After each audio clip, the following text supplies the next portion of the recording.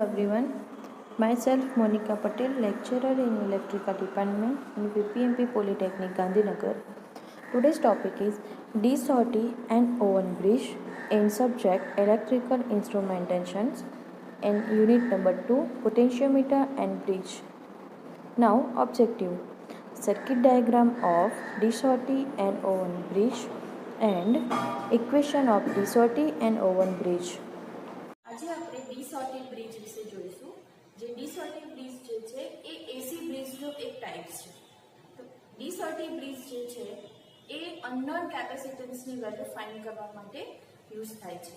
તો સૌથી પહેલા આ સર્કિટ ડાયાગ્રામ છે જે C1, C2, R3, R4 ચાર આર્મ્સ બનીને ડી-સોર્ટી બ્રિજ બને છે. એની સાથે ડિટેક્ટર D છે એન્ડ એસી સોર્સ E છે.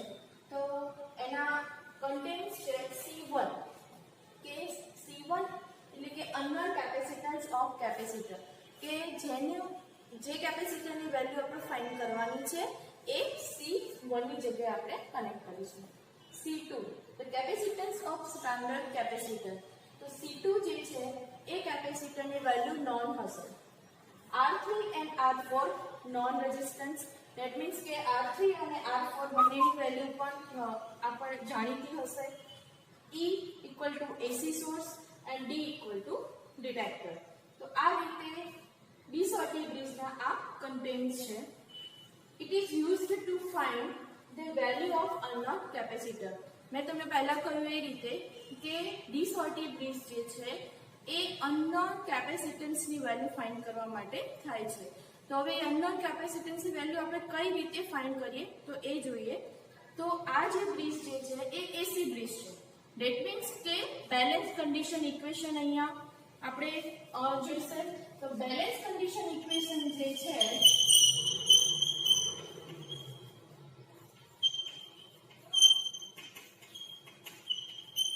એસી બ્રિજનું જે Z1 Z4 equal to Z2 Z3 છે. તો આ ચારે જે ઇમ્પિડન્સ જે છે એ તમને અહીંયા ડી-સોર્ટી બ્રિજમાં થી મળી શકે છે. AB આર્મ છે ત્યાંથી આપણને જે ઇમ્પિડન્સની વેલ્યુ મળશે એ છે Z1. AD આર્મ છે ત્યાંથી તમને જે ઇમ્પિડન્સની વેલ્યુ મળશે એ છે Z2. BC આર્મ છે ત્યાંથી તમને જે ઇમ્પિડન્સની વેલ્યુ મળે છે એ છે Z3 and last CD arm છે ત્યાંથી તમને જે ઇમ્પિડન્સની વેલ્યુ મળે છે એ છે Z4. ઓકે, તો અહીંયા AB આર્મમાં Z1 equal to pure capacitor છે એટલે કે ફક્ત કેપેસિટર છે અને એક શું છે સિરીઝ કનેક્શનમાં છે.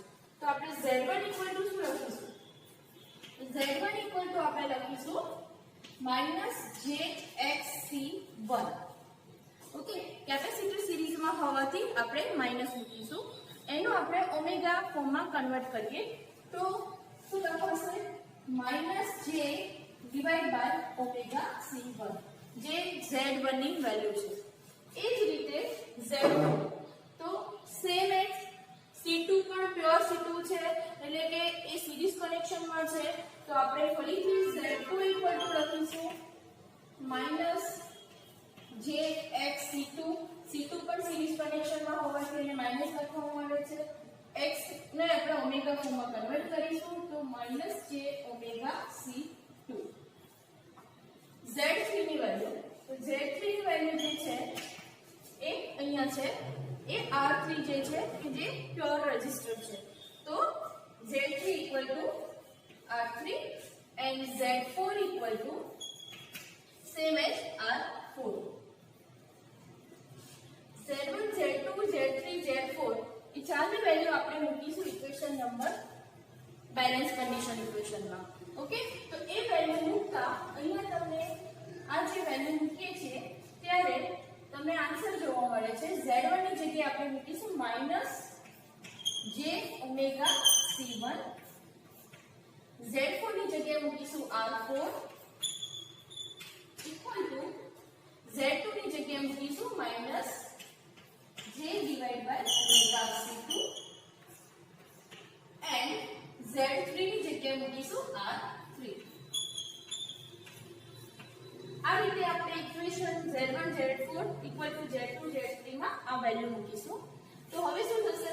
-j કેન્સલ આઉટ થશે, ઓમેગા કેન્સલ આઉટ થશે. આપણે ફાઇન્ડ શું કરવાનું છે? કેપેસિટર C1 જે અનનોન કેપેસિટન્સની વેલ્યુ છે. તો એ જે વેલ્યુ જે છે C1 અહીંયા છે. ઓકે, એટલે આપણને અહીંયા શું ઇક્વેશન મળે છે કે R4 C1 R3 C2. Okay, આપણે વેલ્યુ ફાઇન્ડ કરવાની છે C1. તો શું કરીશું? આ C1 ને ઇક્વલની ઓલી સાઈડ લઈ જઈશું અને બાકીના જે આ ટર્મ્સ છે એને ઇક્વલની આ સાઈડ લઈ જઈશું, એટલે કે ક્રોસ મલ્ટીપ્લિકેશન. ઓકે, તો એના પરથી તમને જે આન્સર મળે છે C1 C2, આ ઇક્વેશન અહીંયા જશે. ઓકે, R3 નીચે જશે, એટલે કે R4 R3. કે તમને જે આ ઇક્વેશન મળે છે એ જે વેલ્યુ મળી જે અનનોન કેપેસિટન્સની વેલ્યુ જે છે એ છે જે આપણે ડી સર્કિટ બ્રિજનો યુઝ કરીને આપણે અનનોન કેપેસિટન્સની વેલ્યુ છે ફાઇન્ડ કરી શકીએ છીએ.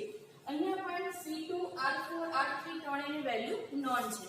તો આ રીતે આપણે ડી સર્કિટ બ્રિજનો યુઝ કરીને અનનોન કેપેસિટન્સની વેલ્યુ એસી બ્રિજ દ્વારા કરી શકીએ છીએ. આજે આપણે ઓવન બ્રિજ જોઈશું જે એસી બ્રિજનો જ એક પાર્ટ છે. તો સૌથી પહેલા આપણે ઓવન બ્રિજની સર્કિટ ડાયાગ્રામ જોઈએ. તો અહીંયા ABCD આર્મ છે, એમાં AB આર્મમાં R1 અને L1 સિરીઝ કનેક્શનમાં કનેક્ટ કરેલા છે. AD આર્મમાં R2 અને C2 બંને સિરીઝ કનેક્શનમાં કનેક્ટ કરેલા છે. R3 પ્યોર રેઝિસ્ટન્સ છે and C4 પ્યોર કેપેસિટન્સ છે.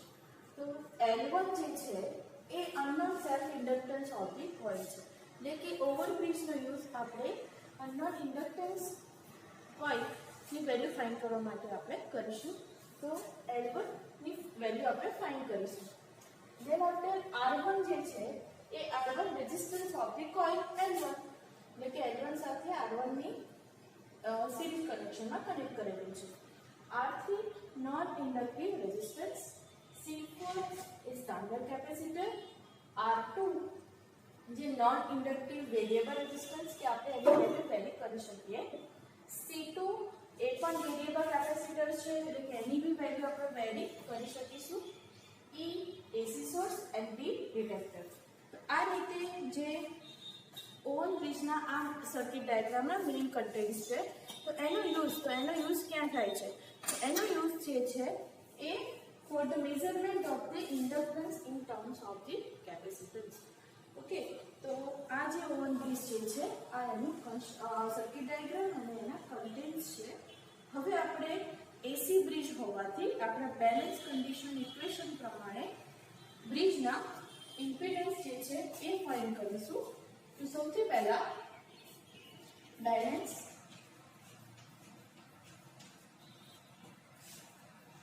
કન્ડિશન ઇક્વેશન જે છે એ છે Z1 Z4 Z2 Z3. તો આ રીતે આપણે Z1 Z2 Z3 Z4 ની વેલ્યુ આપણે આ સર્કિટ ડાયાગ્રામ પરથી આપણે મેળવીશું. તો Z1 ની વેલ્યુ જે છે એ AB આમાંથી મળી રહેશે, એટલે કે Z1. Z2 ની વેલ્યુ છે એ AD આમાંથી મળશે, એટલે કે Z2. BC આમાંથી Z3 ની વેલ્યુ મળશે and CD આમાંથી Z4 ની વેલ્યુ મળશે. ઓકે, તો વન બાય વન આપણે વેલ્યુ મૂકીએ. તો Z1 ની વેલ્યુ શું હશે? તો Z1 ની વેલ્યુ જે છે એ R1 અને L1 બંને સિરીઝ કનેક્શનમાં છે, એટલા માટે આપણે ઇક્વેશન લખીશું R1 jXL1. આ એક ફોર્મ આપણે ઓમેગામાં કન્વર્ટ કરીશું, એટલે કે R1 jωL1. Z2 જે છે એ R2 અને C2 બંને સિરીઝ કનેક્શનમાં હોવાથી Z2 R2 j/XC2. ઓકે, આ રીતે કેપેસિટરની જે વેલ્યુ જે છે એ તમને મળે છે. આ જે કેપેસિટરની જે વેલ્યુ જે છે એનું આપણે ઓમેગામાં કન્વર્ટ કરીશું તો વેલ્યુ મળશે R2 - J / omega C2.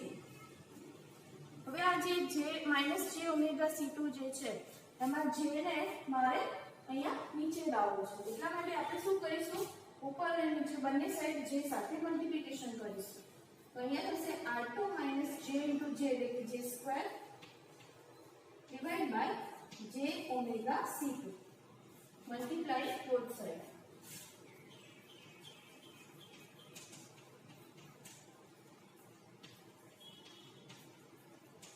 both side of J term. Okay, तो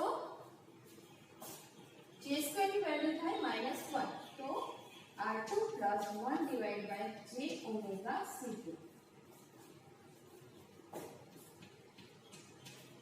J² = -1 ડેલ્ટા. ઓકે, તો આ રીતે Z1 અને Z2 ની વેલ્યુ મળે છે. હવે Z3 જે છે એ પ્યોર રેઝિસ્ટર છે એટલે કે R3. Z4 એ પણ કેપેસિટર છે, એ કેપેસિટર પણ પ્યોર કેપેસિટર હોવાથી એને પણ આપણે શું લખીશું, -1 / J ઓમેગા C2. આ જે વેલ્યુ આપણે માઈનસની જગ્યાએ ડાયરેક્ટ આપણે આ પ્રમાણે જે વેલ્યુ મૂકી છે એ પ્રમાણે તમે અહીંયા મૂકી શકો છો, એટલે કે C4 એટલે 1 / J ઓમેગા C4. અહીંયા પણ બોથ સાઈડ J સાથે મલ્ટીપ્લિકેશન કર્યું છે અને J² ની વેલ્યુ -1 લેતા આપણને વેલ્યુ મળે છે 1 / J ઓમેગા C4. તો આ રીતે Z1 Z2 Z3 Z4 એ ચાર વેલ્યુની વેલ્યુ મળી છે એ હવે ઇક્વેશનમાં મૂકીશું Z1 Z4 = Z2 Z3 માં.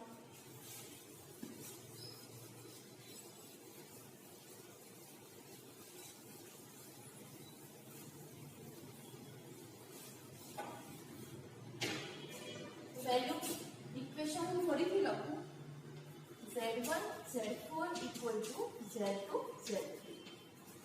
1 by 1 વેલ્યુ મૂકતા Z1 ની વેલ્યુ થશે R1 + J omega L1. Z4 ની વેલ્યુ છે 1 / J ઓમેગા C4 = Z2 ની વેલ્યુ છે R2 + 1 / J omega C2 and Z3 ની વેલ્યુ છે R3. આ રીતે આપણને વેલ્યુ મળે છે. હવે આપણે મલ્ટીપ્લિકેશન્સ કરીશું. R1 + J omega L1 1 / J omega C4 = R2 × R3 plus R3 × this term એટલે કે R3 / J omega C2.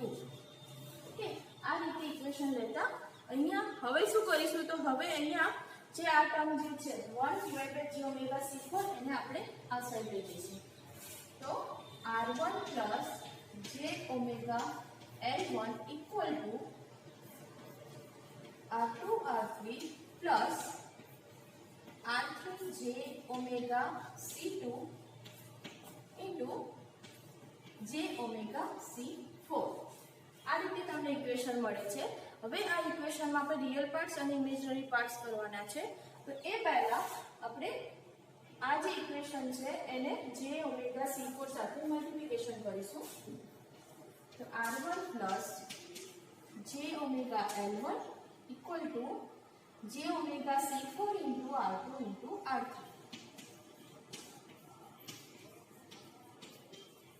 plus J omega C4 into R3 divided by J omega C2.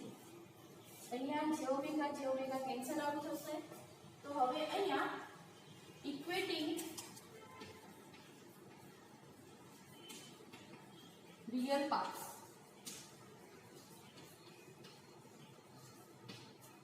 લેતા ઇક્વેશન બને છે અહીંયા R1 અને અહીંયા આ J સિવાયનું ટર્મ એટલે કે R1 = C4R3 divided by C2 જે તમને ડાયરેક્ટલી R1 ની વેલ્યુ મળી જશે. parts equating